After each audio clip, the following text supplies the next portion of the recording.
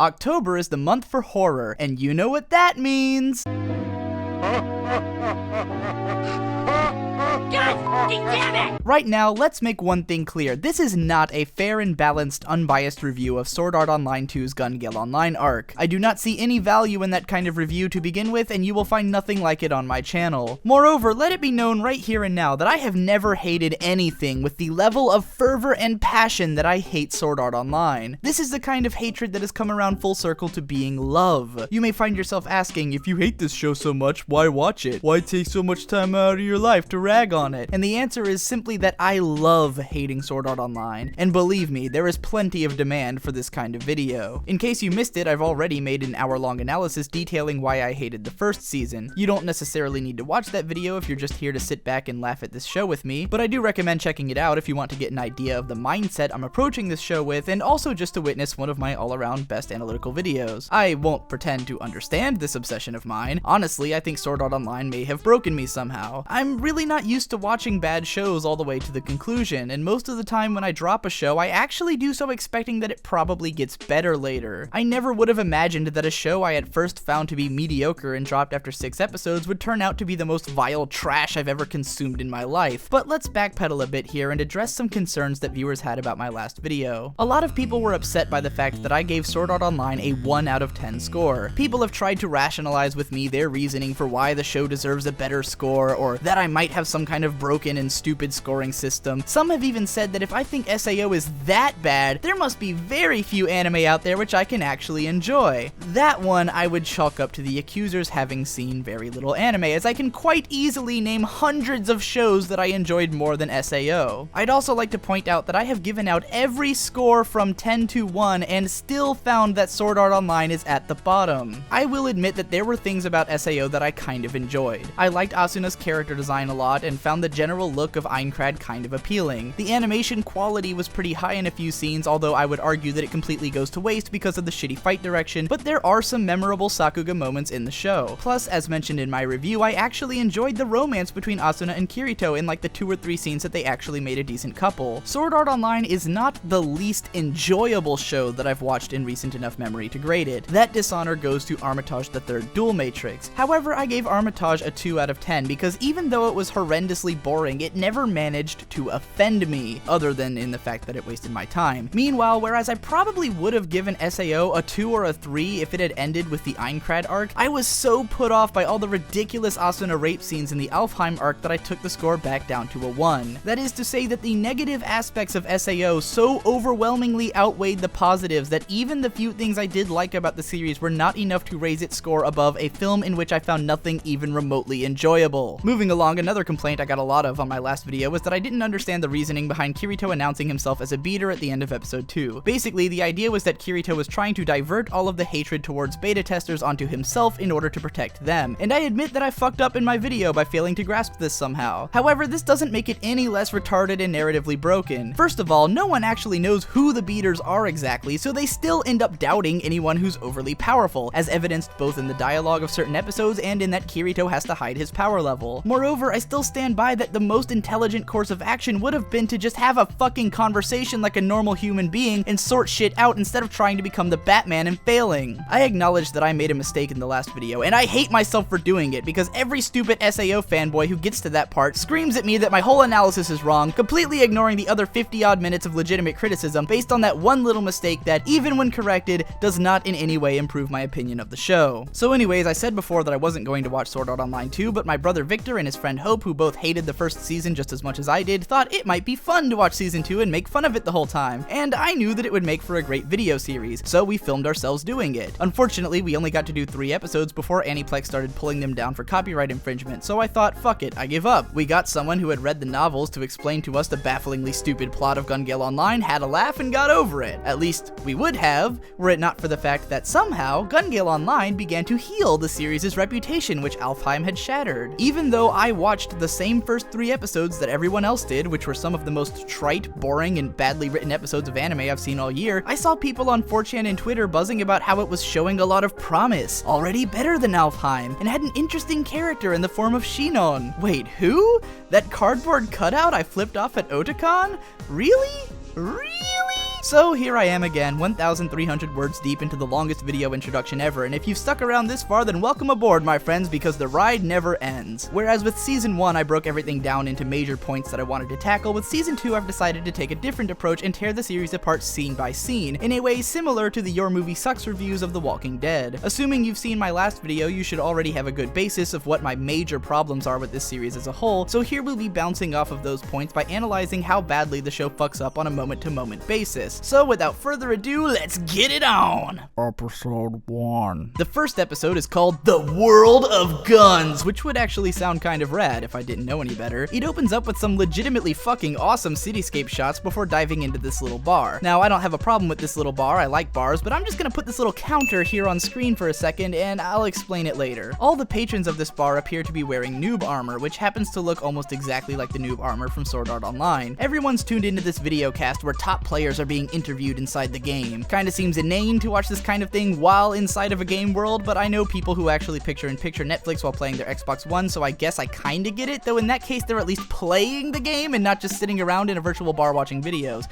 Whatever. This blue-haired douchebag is explaining that for 8 months agility-based builds have been dominating the game, but for some reason recently strength builds are now starting to gain more traction. When I first heard this, I assumed that the game must have been patched recently to nerf agility builds, but if this was true, players would probably be fucking rioting, as basically happens when anything changes in League of Legends, especially if it's as hard to change your build as this guy is implying. They don't mention any patches though, so my next assumption is that something new was learned about the fundamentals of the game which caused this change, sort of like when wave dashing was discovered in Super Smash Bros. Melee and it came to completely define the way that professionals played the game. Either way, most of the best players would probably change their build immediately. Even if it's a game where you can't respec your character, high-level players probably make a bunch of characters with different specs anyways. I've watched my little brother go through a ton of Path of Exile builds, which are exceedingly easy to fuck up if you don't know what you're doing, basically unbothered by how much grinding it takes to get a new character up to a decent level. It's just what MMO players do. That said, I can't possibly imagine players getting into a game where it takes 8 fucking months to be able to make a high-tier build. You'd basically be trapped into one build forever, so if you did anything wrong or anything changed about the game, as is the case in this show, you'd be completely fucked, which is exactly what happened to all of the agility players. This wouldn't just be grounds for strength players to mouth off, it would more likely be the death of this game as something which anyone played seriously, and people would move on to the next one. Anyways, this asshole Deathgun gets up and starts mouthing off, and I guess the people on the other side of the screen can hear him for some reason because they all stop talking. Deathgun shoots the screen, and seconds later, Zexseed starts grabbing his heart and falls over dead. An item which when used on someone makes them die of a heart attack moments later, with death in the name. What does that remind me of? Oh right, it's Death Note. They ripped off Death Note, but with a gun. Also, can we just talk about the name Death Gun?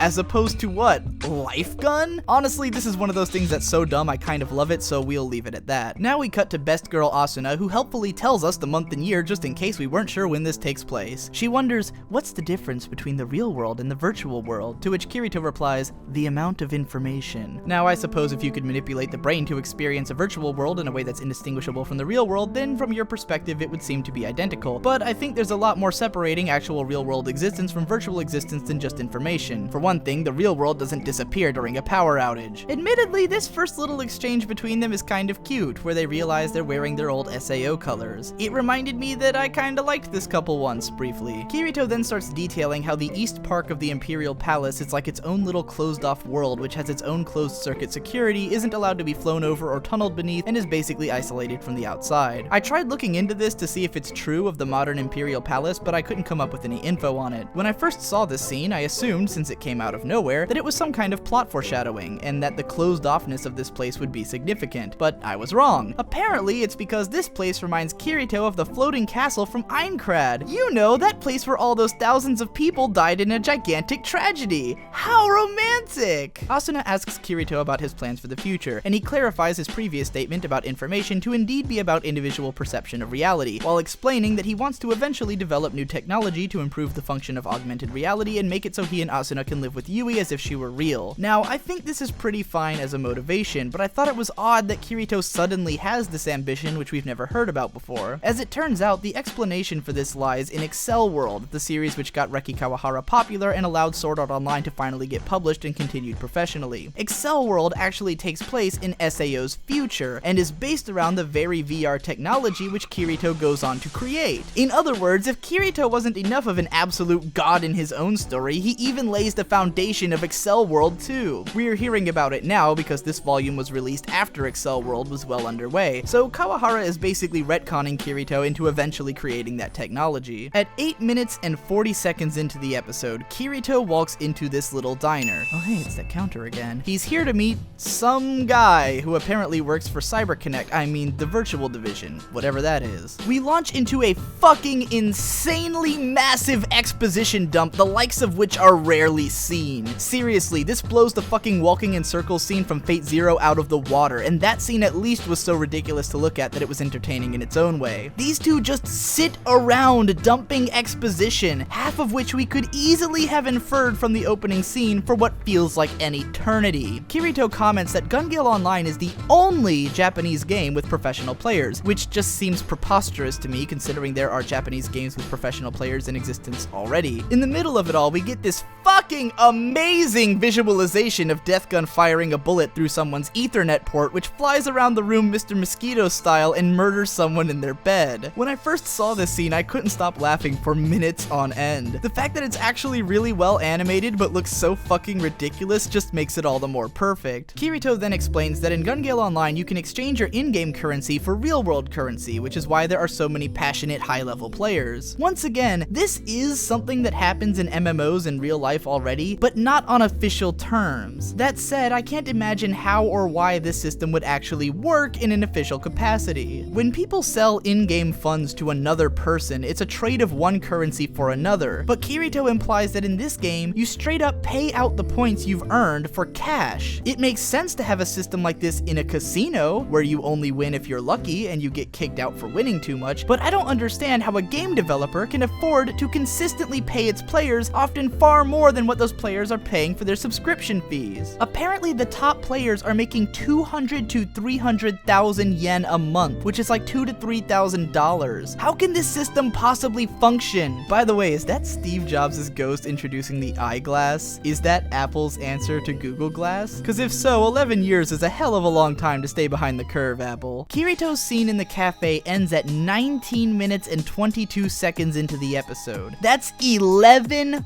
fucking minutes that this episode spent on pure exposition between characters sitting down in a cafe. One of the worst parts of Sword Art Online has always been that the show is just plain fucking boring. I thought the exposition in the first episode of season 1 was bad, but even that wasn't nearly this long, and at least it had this whole thing with the evil guy floating in the air and like every Randy in the whole game shitting themselves in terror. This is just a couple guys eating fucking cake and explaining the whole plot. What baffles me is that anyone made it past this episode. If I'd gone into this show with no expectations and watched this episode, I never would have made it through this entire scene. I've dropped shows halfway through the first episode that weren't even this bad about their exposition. The idea that anyone watched this episode and got like really excited for another season of Sword Art Online just blows my fucking mind. As Asuna explains the connection between the Imperial Garden and Castle Einkrad, she still refers to the creator of SAO as Commander. You'd think something more like that fucking monster might be more appropriate, but I guess since these two met in SAO, they prefer to think of it as their romantic getaway rather than that terrible place where everyone got murdered by a sick evil man. Whatever keeps the PTSD away, I guess. At the end, we get to meet Shinon's ass and camel toe, followed to a lesser extent by Shinon. And oh my god, she's voiced by Miyuki Sawashiro? I loved you, how could you do this to me? We close out on the horribly obnoxious opening theme, which by the way, I highly recommend that everyone watch my AMV where I set this opening video to that one fucking horrible Hawthorne Heights song.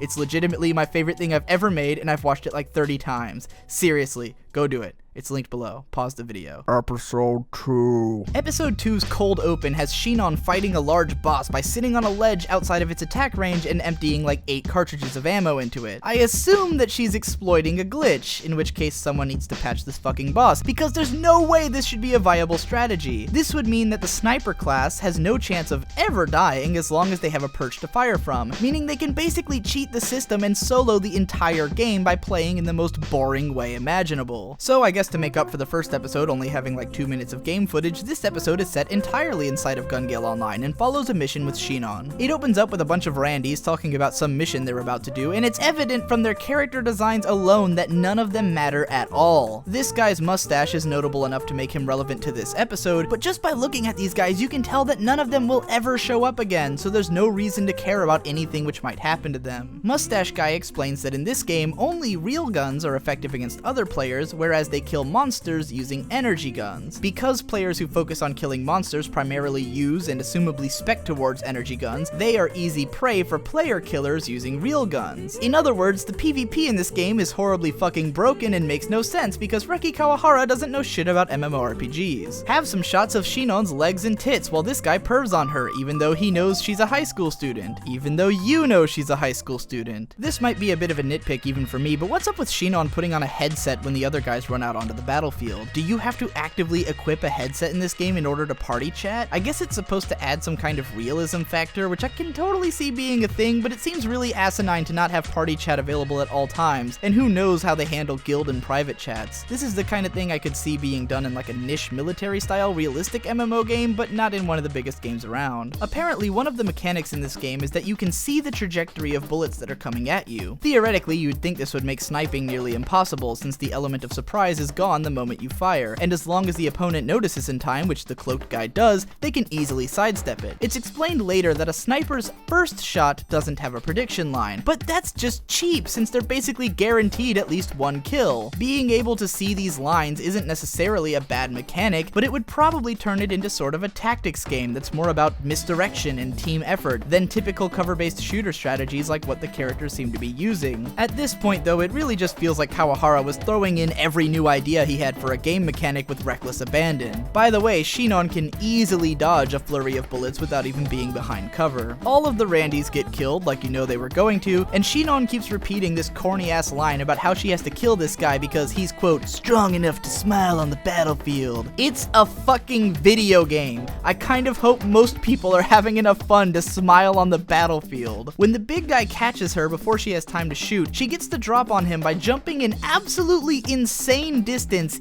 into the direction of his fire, and for whatever reason, he just isn't capable of raising the gun fast enough to shoot her before she can get into point-blank range and annihilate him. At this point, it's less a matter of Shinon being the best sniper in the game, and more just that she's unstoppably, unbelievably overpowered. Seems to be a common theme among SAO characters. So once all that's said and done, we jump cut to Alfheim Online, and hey, it's the lolly from episode 3 of season 1! And oh my god, she's getting tentacle groped by plant monsters again! What a fucking phenomenal callback! You know, my good friend Ghostlightning had a term for when a show would call back to memorable moments from previous iterations or works. He called it remembering love.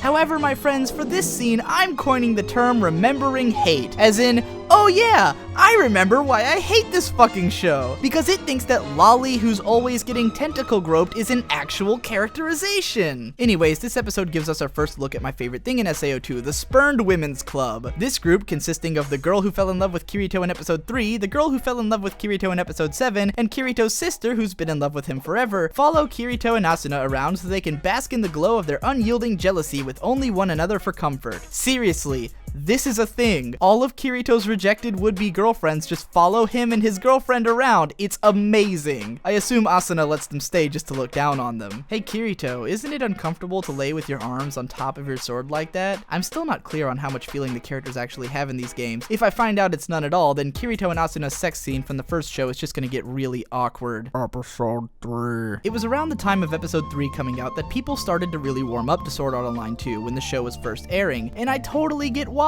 It's the first episode that actually injects some fucking human drama into the show by giving us the backstory and motivations of Shinon's real-world counterpart, Asada. That said, I would be hard-pressed to call this a good episode of anime by any stretch. Yeah, in a show that's this barren with things to care about, any little bit of characterization is going to feel like a breath of fresh air, but that doesn't change how sloppily paced, boring, and generic most of the episode is. It starts off with Karne Asada in a generic bullying scenario in which she gets brought to her knees by a girl pointing a finger gun at her and threatening to show her model guns at school. I guess guns are her trigger.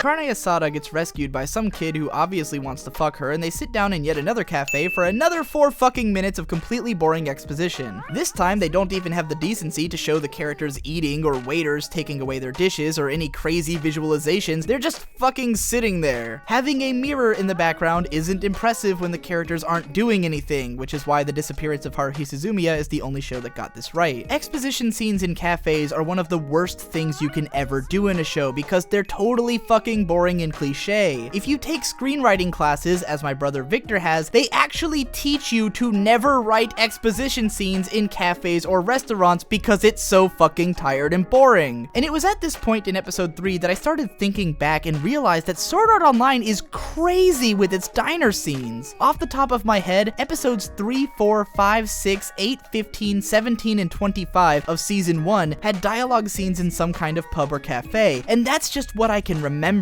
This wasn't as aggravating in season 1 though, because the first 2 arcs were set inside of fantasy games, so the cliche of meeting at the pub or inn is a fitting trope of the genre. Even when they met at the bar in the real world, it wasn't so bad because one of the characters from SAO actually ran the place. Now, however, there's been 2 exposition cafe scenes in the real world, and it just comes off as fucking lazy while drawing attention to just how much Reki Kawahara uses cafe scenes as a crutch to dispense large amounts of story details that he isn't creative enough to weave into the narrative. When I see 2 characters sitting in a cafe talking, I take that as a signal that I'm about to see a bunch of boring shit for X number of minutes, and it immediately disengages me from what's happening, and characters introduced in these kind of scenes leave no impact whatsoever. It's the worst way to handle expository dialogue, yet it seems to be the only way that this show knows how, and it only gets worse from here. Anyways, now we jump into Carne Asada's backstory. I like how when her mom gets shoved to the ground, she doesn't even drop her magazine, she just sits there like an idiot. Eventually, she gets up and attacks the guy, and amid the confusion, gets a hold of his gun and gats that son of a bitch. I find it kinda hard to believe that she would have fired the gun more than once, or that it would have been necessary to do so, but whatever, this is fine as a backstory. It makes enough sense as a reason that she'd be scared of guns, though this whole conceit that her mother is afraid of her now is total bullshit. I'm pretty sure if my daughter saved my life from a crazy fucking drug addict, I'd have given her a high five, put her on my shoulders, carried her straight to McDonald's, and bought her a Happy Meal with a My Little Pony toy. Then I would have educated her on gun violence or something. Look, I'm not irresponsible. Kirito tells Asuna about how he's going to go play Gun Gale Online for a while, and then we learn that for him to transfer his current file into another game, it'll erase all of his items in Alfheim for some reason. This is really a plot device for why Asuna isn't going to follow him into Gun Gale Online, although if she knew the circumstances behind why he's going, then I'm not really convinced she wouldn't have gone anyways to look out for him. It certainly would have been better than basically writing the best character out of the show for 14 episodes. Kirito then visits this creepily flirtatious nurse and jumps into the game. Back with Shinon, it's finally revealed that the reason she plays Gun Gale Online is for some kind of exposure therapy to get over her fear of guns, and she's convinced that if she can become the best player in the game, it'll erase her fears. You know, I could rag on this, but it's really not that bad of a concept. From a dramatic storytelling standpoint, it's fine. It's a character motivation that makes enough sense that we can at least buy into her desire to become the best player in the game. Like, I get it. It's certainly not the stupidest motivation we're going to see this season. Episode 4. Let's talk about Kirito's fucking character design. First of all, apparently in Gun Gale Online, your character model is totally randomized. No one would play this fucking game! No one, and I mean no one, would play an MMORPG in which you have to manage your build for months on end if you can't even design your own fucking character. This is like the most basic feature of MMORPGs, and most games are constantly trying to expand on customization rather than reduce it. The idea that this is one of the biggest MMO games around is practically insane at this point. Moreover, on what basis does the game choose your character model? Because it seems like most people have voices that perfectly match their design. Part of me thinks the game might automatically morph the voice to match the body, since Kirito starts talking with a really effeminate inflection before he even realizes that he's in a female-looking body, but at this point I can hardly imagine the concept even making that much sense. The fact alone that not only does Kirito's character look just like him with long hair, but that Carne Asada's character is just herself with blue hair and without glasses feels like it's trying to insult my intelligence. Hey, remember that big guy from episode 2? Did he only spec to be a gigantic strength build after his character was already oriented that way? His randomly designed character? And don't try to tell me that the character designs somehow read what the person playing them looks like, because Zexseed looked nothing like his character. I don't even want to know how they're going to explain Death Gun. But you know what's what's really fucked up about all of this is the logic behind it. The only reason this system exists is so that Kirito could have a girly looking character design for this arc, and the conceit that he couldn't customize it exists because it wouldn't be in character for him to design it that way. Not a single thought was paid to how this would shatter the immersion by making no fucking sense. Ahaha, look at Kirito trying to use feminine hand gestures to convince Shinon he's a girl. It's funny cause it's sexist. Shinon tells Kirito a bunch of shit that we already learned in episode 2, and then we meet this magnificent character.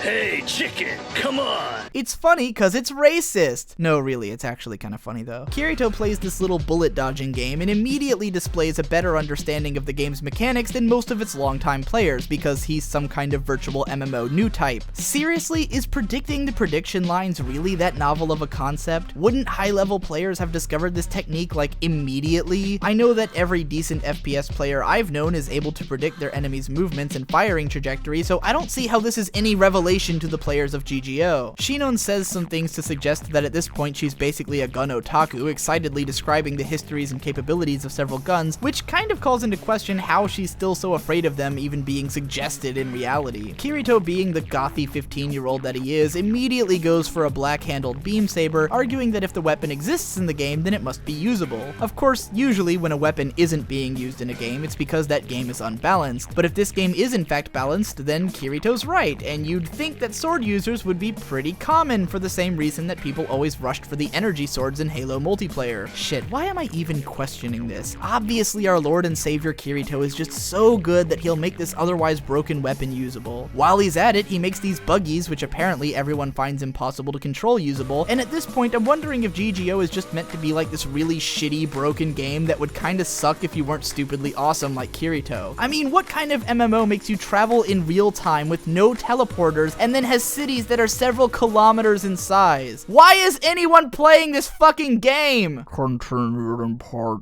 2. Hi there, did you enjoy that video? I know I did. Not the editing part though, that was actually hell. But I did put more effort into it than I've ever put into a video before, and if you really enjoyed it and you'd like me to be able to make more of those kind of videos, then by all means show your support. Subscribe to the channel, hit like on the video and all that stupid crap. But more importantly, give me money. I've got a Patreon and a PayPal. You can send me money and I can make more videos, because it's all I do. It's all I do. It's all I do.